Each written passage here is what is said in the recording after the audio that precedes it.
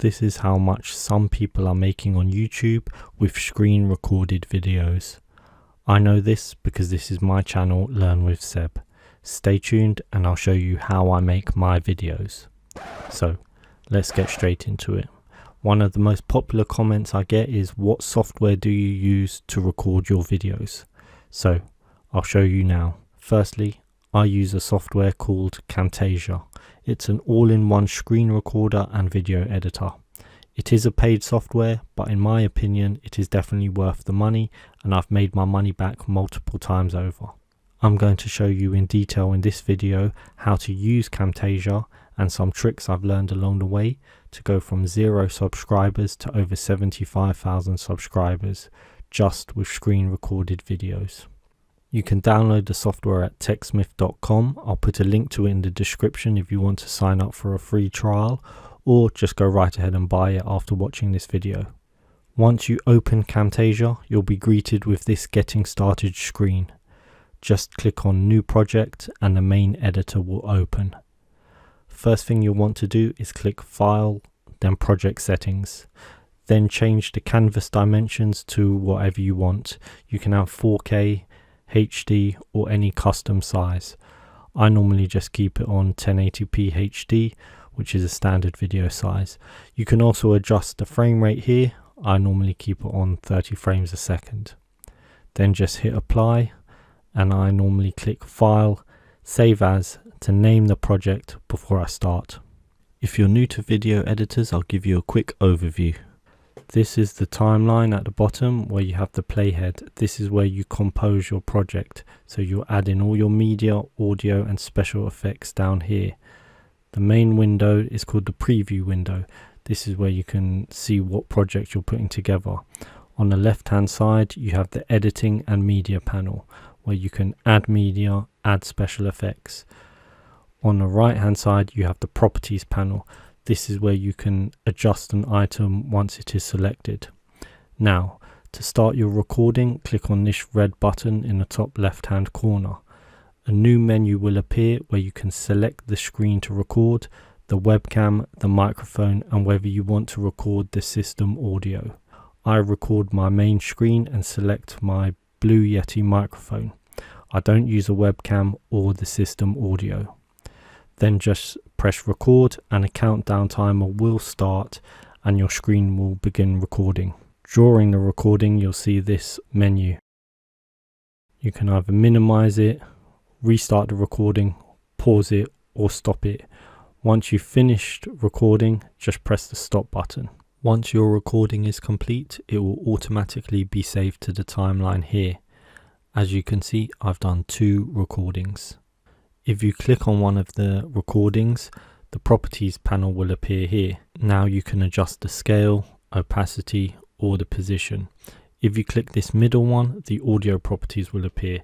And now by clicking and dragging this green line, you can adjust the volume higher or lower.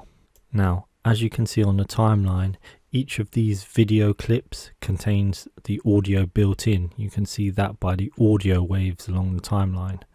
Now, if you prefer to have separate audio, you can right click on the clip and then click this button, separate audio and video. And now the audio will be added to a separate track on the timeline. Now, tracks are like layers. You can have multiple videos, audios and elements on different tracks. If you place one video above another video, it will cover the video below it. This is important when it comes to adding text or animations. I normally have my main video along the bottom track and then build up from there. Now, as you can see, I just moved clips around by clicking and dragging it. If you want to adjust the start time or end time on a video, you can just select the clip and then go to the end. And once these 2 arrows appear, you can click and drag to shorten it from the end or from the start. Now, one common video editing feature that you will use all the time is cutting. This basically means you're deleting sections of your video clip out.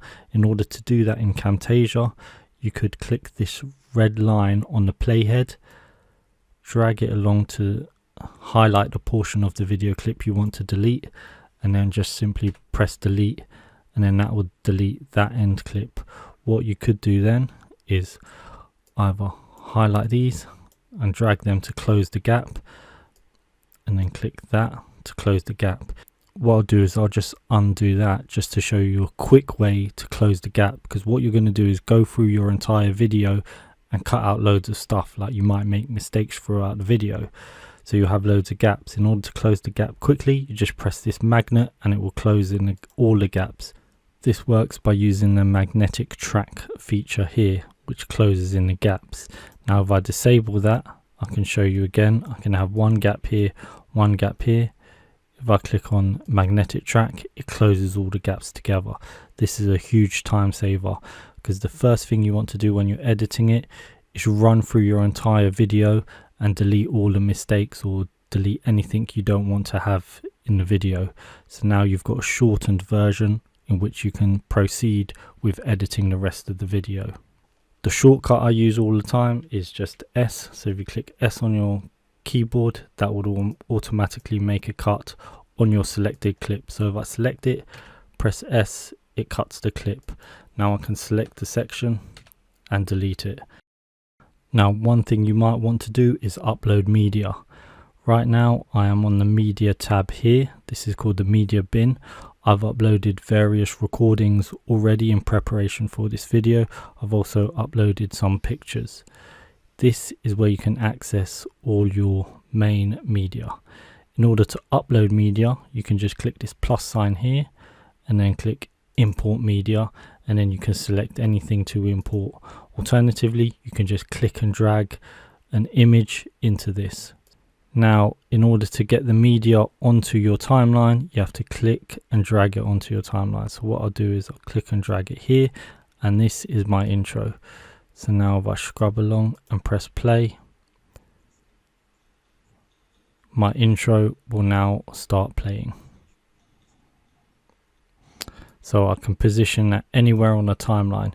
Now as you can see, I'm on track 3 and it's slightly cut off. In order to increase the size of this, you just hover over this bit where it's got the 2 arrows and then drag it up. So anywhere along this line you can change the size if you're getting many tracks on there. So I'll just keep it to 3 tracks so you can see what I'm doing. And now I've added my intro here. As you can see, that kicks in. I can reduce the volume of my intro, as I said, by clicking and dragging this green line. Now another thing you can do is actually resize the video. So if I click and drag my playhead over my intro, make sure my intro is selected on the timeline, you have these options up here. So I can crop the video, I can hold or pan with the video, or I can edit the video. So with this, just use the handles on the side. I can increase or decrease the length. I can make it really small and then move it around. And because this is on track 3, you can see the video underneath it as I move it around. Here, what I'll do is I'll just increase that back to normal size because I want that normal sized. You can also crop the video if you wish using this one. Then you can crop that using there, so I can crop that to any corner I want. That's just very helpful to know. Now one thing you might want to do is add text to the video. So if you go over to annotations on the left hand side, and here you've got various things you can add to the video. You can add speech bubbles, you can add text, you can also add arrows, stars, highlights. I'll get to that in a second, but firstly, to add text, this is the plain text. You click and drag this onto your preview window, or you can drag it down here. There's 2 ways to do it.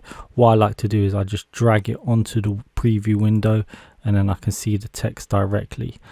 Now here are the options to edit the text. Because the text is white, you can't really see it, so I'm going to change the text to black and now you can see it. So if you just double click on it, you can edit it. And then using these handles, you can resize them as you wish.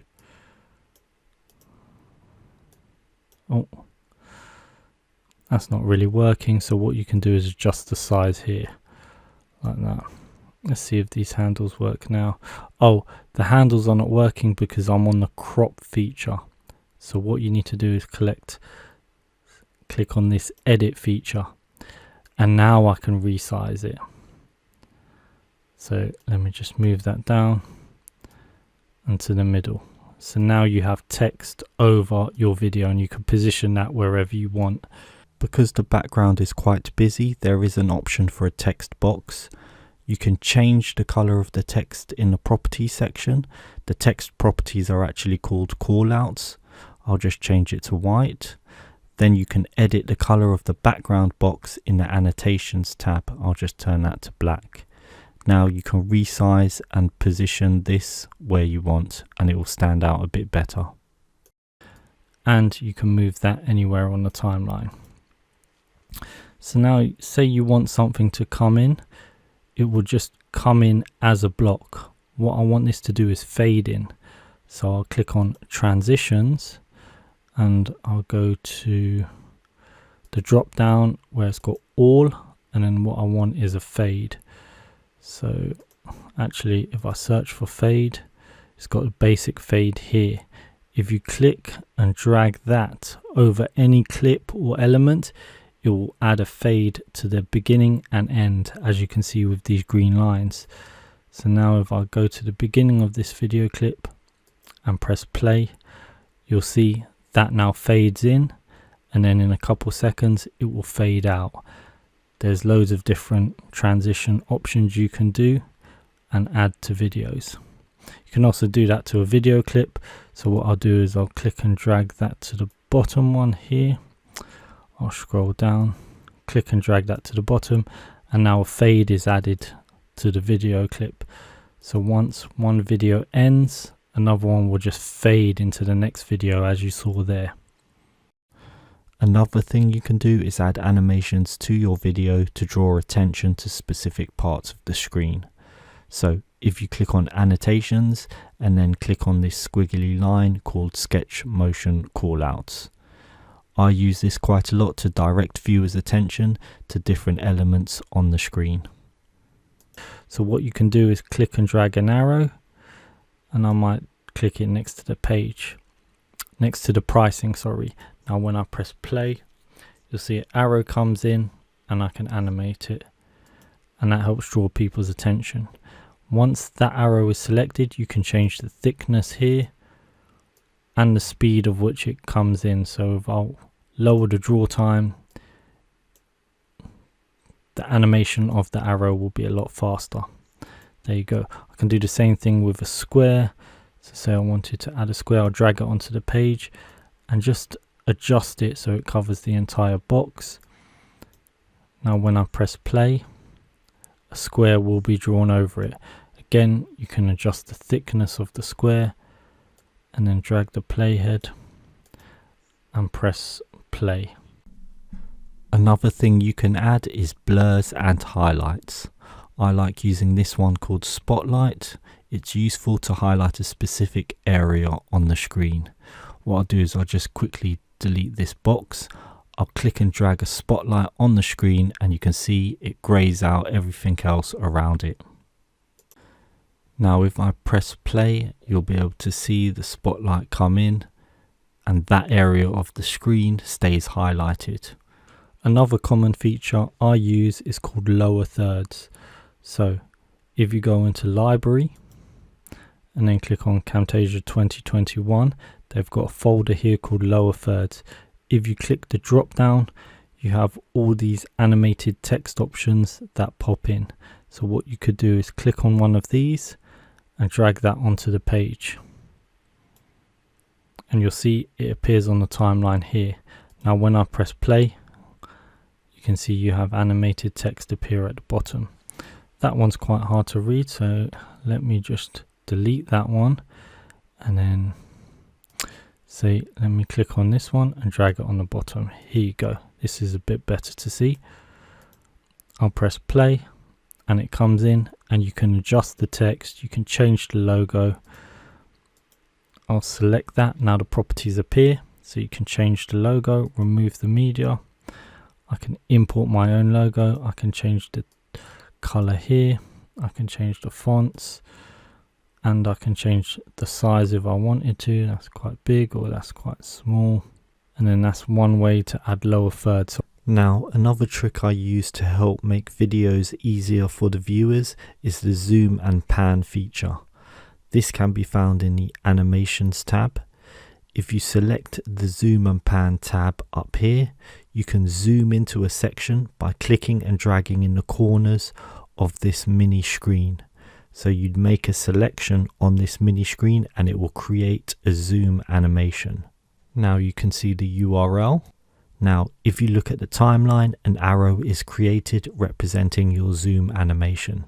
So I'll show you that quickly and press play so you can see it will zoom into the part I selected on the mini screen. The circles at the beginning and end of the arrow represent the start and end of the animation. By clicking and dragging these, I can adjust how long the animation is shown for. So as you can see, I've made it longer, so the zoom in effect is slower.